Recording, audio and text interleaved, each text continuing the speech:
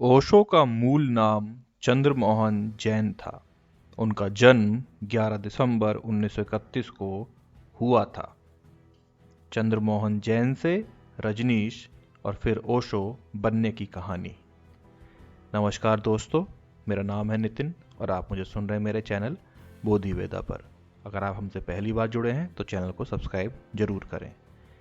आज की कहानी ओशो के बारे में, बलराम अग्रवाल की किताब से। ये वक्तव्य 12 जनवरी 1985 को दिए गए उनके व्याख्यान के अंश के रूप में मिला है।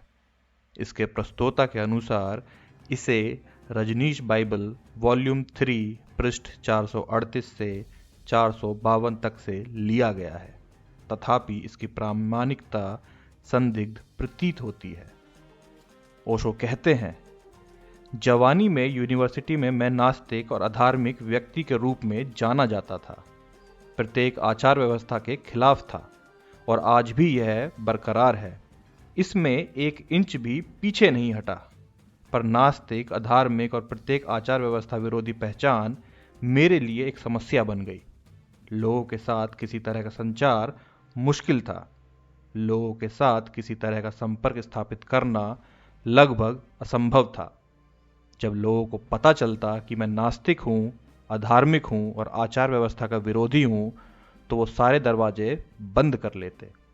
मैं ईश्वर में विश्वास नहीं करता, किसी स्वर्ग नरक में विश्वास नहीं करता।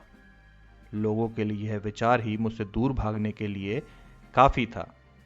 मैं विश्वविद्यालय में प्रोफेसर था, इसलिए सैकड़ों प्रोफेसर, शोध छात्र मुझसे कतराते थे, क्योंकि वे जिस चीज में विश्वास रखते थे उसे कहने का उनमें हौसला नहीं था। अपने विचारों के लिए उनके पास कोई तर्क नहीं था। विश्वविद्यालय की सड़कों के नुक्कड़ों पर, पान की दुकानों पर, जहां भी कोई मिलता वही तर्क करता रहता। मैं धर्म पर सीधी चोट करता था। लोगों को इस बकवास से पूरी तरह छुटकारा दिलाने की पूरी कोशिश करता था। इसका परिणाम ये निकला कि मैं एक द्वीप बनकर रह गया। कोई मुझसे बात करके राजी नहीं था। उन्हें डर था कि यदि उन्होंने मुझे बुलाया तो पता नहीं मैं उनको कहां ले जाऊं। आखिरकार मुझे अपनी रणनीति बदलनी पड़ी। मैं सचेत हुआ कि लोग सत्य की खोज के इच्छुक हैं। वे आश्चर्य की सीमा तक धर्म से जुड़े हैं। अधार्मिक समझा जाने के कारण मैं उनके विचार विमर्श नहीं कर सकता था। यही लोग सत्य की खोज के इच्छुक थे। यही लोग थे जो मेरे साथ अनजानी राहों पर चल सकते थे। पर ये लोग पहले ही किसी धर्म संप्रदाय या दर्शन से जुड़े थे। उनका मुझे अधार्मिक सोचना ही बाधा बन गया। उन्हीं लोगों की मुझे जरूरत थी। वे लोग भी थे जो धर्म में लीन नहीं थे, पर उनमें सत्य की खोज की जिज्ञासा नहीं थी। यदि उन्हें प्रधानमंत्री पद और सत्य में से किसी एक को चुनने के लिए कहा जाता तो प्रधानमंत्री पद को प्राथमिकता देते। सत्य के बारे में वो कहते, कोई जल्दी नहीं, यह तो कभी भी किया जा सकता है। प्रधानमंत्री पद फिर शायद कभी ना मिले। सत्य तो हर किसी का स्वभाव है, इसे कभी भी प्राप्त किया जा सकता है। सबसे पहले वह करना चाहिए जो क्षणिक है, समयबद्ध है और जिसका समय हाथ से निकल रहा है। ऐसा सुहाना सपना शायद फिर ना आए। सत्य तो कहीं भागा नहीं जाता। उनका रुझान सपने, कल्पना की ओर था। उनकी और मेरी बातचीत असंभव थी, क्योंकि मेरे और उनके हित अलग अलग थे। मैंने पूरी कोशिश की, पर इन लोगों की धर्म में, सत्य में, अन्य किसी महत्वपूर्ण बात में रुचि नहीं थी। जिनकी रुचि थी वे ईसाई थे या हिंदू या मुसलमान, जैन या बौद्ध थे। वे पहले ही किसी धर्म या विचारधारा से जुड़े थे। अब मुझे स्पष्ट हो गया कि मुझे धार्मिक होने का नाटक करना ही पड़ेगा। कोई और रास्ता भी नहीं था। इसके बाद ही मुझे असली खोजी मिल सकते थे। मैं धर्म शब्द से ही नफरत करता था। मैंने सदा इससे नफरत की है, पर मुझे धर्म पर बोलना पड़ा।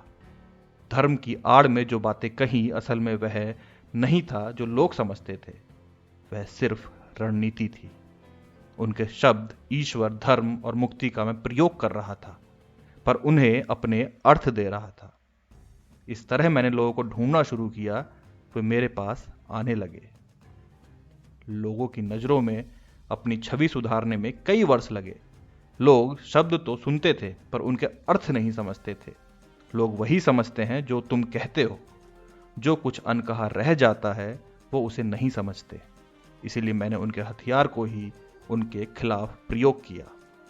मैंने धर्म ग्रंथों पर टिप्पणी की, मगर उन्हें अपने अर्थ दिए। वे चीजें मैं बिना टिप्पणी के भी कह सकता था। वह मेरे लिए आसान था, क्योंकि तब मैं सीधा तुमसे बात कर रहा होता। फिर कृष्ण, महावीर और ईसा को बीच में घसीटने की कोई जरूरत न थी। वह सब भी कहने की कोई जरूरत न थी जो उन्होंने कभी नहीं कहा। यह मानवता की मूर्खता है कि वे बातें जो पहले मैं कहता था उन्हें सुनने के लिए कोई तैयार नहीं था। अब क्योंकि मैं कृष्ण बोल रहा था, इसीलिए हजारों लोग मेरे पास इकट्ठा होने लगे। यही एकमात्र तरीका है। जब मैंने ईसा पर बोलना शुरू किया तो ईसाई कॉलेज और ईसाई धार्मिक संस्थानों ने मुझे बोलने के लिए बुलाना शुरू किया। मैं मन ही मन हमेशा हंसता रहता, क्योंकि मूर्ख समझते हैं कि यह ईसा ने कहा है। हाँ, मैंने ईसा के शब्द प्रयोग किए हैं। किसी के शब्दों के खेल को समझने की जरूरत है, फिर भी शब्द को किसी भी अर्थ दिया जा सकता है। वो सोचते हैं कि यही ईसा का वास्तविक संदेश है। वे कहते हैं कि ईसाई मिशनरियों और पादरियों ने ईसा के लिए इतना नहीं किया जितना आपने किया है। मैं चुप रहता। मैं जानता था मुझे ईसा से कुछ नहीं लेना, और जो कुछ मैं कह रहा हूं ईसा तो उसे समझ भी नहीं सकता था। इसमें कोई शक नहीं कि उनका व्यक्तित्व चुंबकीय है। उनके लिए अनपढ़ और स्वर्ग के लोभियों को इकट्ठा करना मुश्किल काम नहीं। यह आदमी वादे करता था, पर इसके बदले में मांगता कुछ नहीं था। फिर उसमें विश्वास करने में क्या हर्ज है? कोई खतरा नहीं, कोई जोखिम नहीं। यदि कोई ईश्वर नहीं, स्वर्ग नहीं, तो तुमने कुछ खोया ही नहीं। यदि ये कहीं हो तो मुफ्त लाभ ही लाभ। बहुत आसान हिसाब किताब है। यह आदमी कुछ नहीं जानता। उसके पास कोई तर्क नहीं। वह उन्हीं चीजों को दोहराता है जो उसने दुनिया से सुनी है, परंतु वह कट्टर किस्म का अड़ियल नौजवान था। जो कुछ मैं ईसा के नाम पर कहता, वह पहले भी कह रहा था। पर तब किसी ईसाई कॉलेज या धार्मिक संस्थान ने मुझे नहीं बुलाया। बुलाना तो दूर, अगर मैं जाने की कोशिश भी करता तो दरवाजे बंद कर लेते। यह स्थिति थी। मुझे मेरे अपने शहर के बीच स्थित मंदिर में जाने से रोका गया, पुलिस की सहायता से। पर अब उसी मंदिर वालों ने मुझे बुलाना शुरू किया। मैंने अपने ढंग तरीके निकाले। मैं ईश्वर पर बात करता और कहता कि ईश्वर तो बहुत अच्छा शब्द है। मैं ईश्वरता पर बोल रहा था, इसलिए पुजारियों से ठगे गए सत्य के पथिकों ने मुझ में रुचि लेनी शुरू कर दी। मैंने सभी धर्मों का सार इकट्ठा कर लिया। मैंने रास्ता ढूंढ लिया। मैंने सिर्फ यह सोचा, उनके शब्दों का इस्तेमाल करो, उनकी धार्मिक पुस्तकें इस्तेमाल करो। यदि तुम किसी और की बंदूक चला रहे हो तो इसका मतलब यह नहीं कि तुम अपनी गोलियां नहीं प्रयोग कर सकते। बंदूक किसी की भी हो, गोलियां मेरी ही हैं। असली काम तो गोलियों को ही करना है। फिर क्या हर्ज है? यह बहुत आसान काम था। मैं हिंदू शब्दों का इस्तेमाल करके वही खेल खेल सकता था। मुसलमानी शब्द प्रयोग करके यही खेल खेल सकता था। ईसाई शब्दावली प्रयोग करके खेल खेल सकता था।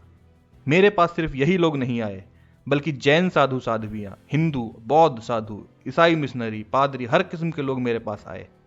तुम यकीन नहीं करोगे, तुमने कभी मुझे हंसता हुआ नहीं देखा होगा।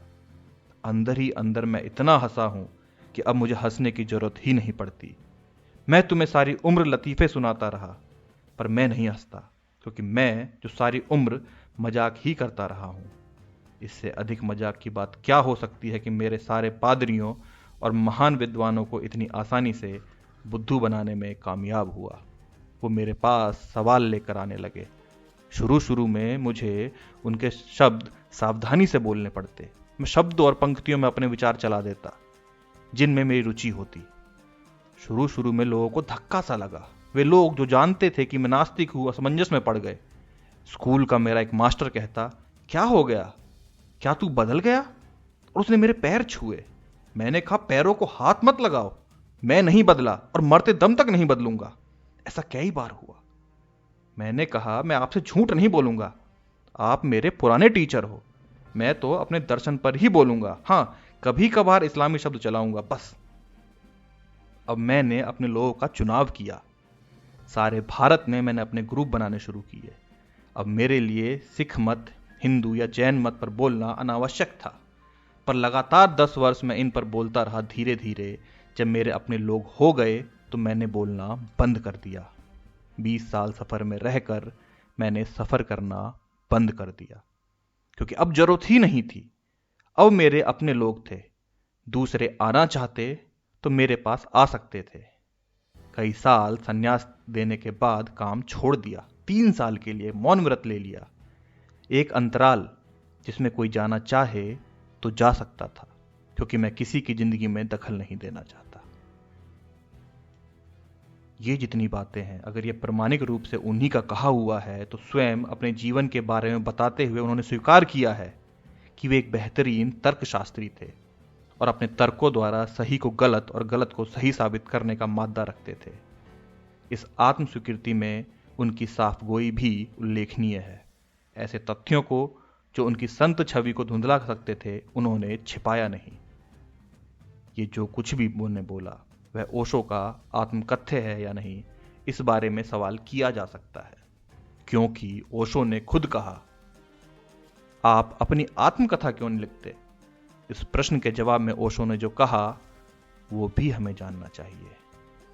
ओशो कहते हैं, ये सवाल ठीक है कि मैं अपनी आत्मकथा क्यों नहीं लिखता। यह बहुत मजेदार बात है। असल में आत्मा के जानने के बाद कोई आत्मकथा होती ही नहीं, और सब आत्मकथाएं अहंकार कथाएं हैं, आत्मकथाएं नहीं हैं। पहला तो यह है कि जिसे हम कहते हैं आत्मकथा, वह आत्मकथा है ही नहीं, क्योंकि जब तक आत्मा का पता नहीं तब तक जो भी हम लिखते हैं वह ईगोग्राफी है, वह अहम कथा है। इसीलिए यह बड़े मजे की बात है कि जीसस ने आत्मकथा नहीं लिखी, कृष्ण ने आत्मकथा नहीं लिखी, बुद्ध ने आत्मकथा नहीं लिखी, महावीर ने आत्मकथा नहीं लिखी, ना लिखी ना कही। आत्मकथा जो है वो इस जगत में किसी भी उस आदमी ने ना लिखी जिसने आत्मा को जाना है, क्योंकि आत्मा को जानने के बाद वह ऐसे निराकार में खो जाता है कि जिन्हें हम तथ्य कहते हैं वह सब उखड़ कर बह जाते हैं। जिनको हम खूंटियां कहते हैं, यह जन्म हुआ, ये हुआ, वो हुआ, वह सब उखड़ कर बह जाता है। इतना बड़ा अंधड़ है ये आत्मा का आना कि उस आंधी के बाद वह जब देखता है तो पाता है कि सब साफ हो गया, वहां कुछ बचा ही नहीं, कोरा कागज हो जाता है। आत्मकथा लिखने का जो रस है वह आत्मा जानने के पहले जरूर है।